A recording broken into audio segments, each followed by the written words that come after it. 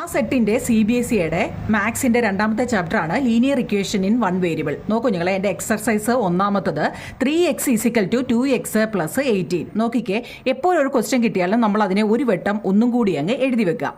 എന്നിട്ട് നോക്കിയേ, 3x = 2x + 18 ആണ്. ഇവിടെ നോക്കിക്കേ, ഒരേപോലെയുള്ള ടേംസിനെ നമ്മൾ ഒരിടത്ത് കൊണ്ടുവരിക.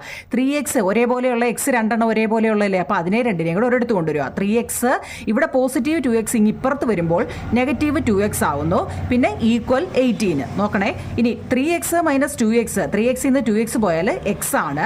പിന്നെ നമുക്ക് തന്ന 18. ഇനി നമുക്ക് കിട്ടിയ ആൻസർ x 18 ആണോ എന്ന് നമുക്ക് ചെക്ക് ചെയ്ത് നോക്കണം. ക്വസ്റ്റിനെ അതുപോലെ എഴുതുക. ഈക്വലിന് ഇപ്പുറത്ത് വരുന്നത് LHS ആണ്, ഈക്വലിന് വലത്തുവശത്ത് വരുന്നത് RHS ആണ്. 3 × x ആണ് ഇവിടെ 54. 2x + 18 2 × എക്സിൻ്റെ വാല്യൂ 18 ആണ്. 2 × 18 + 18 = 54. അപ്പോൾ രണ്ടിടത്തും ഒരുപോലെ വരുന്നെങ്കിൽ എന്താണ്, LHS ഈക്വൽ ആണ് RHS.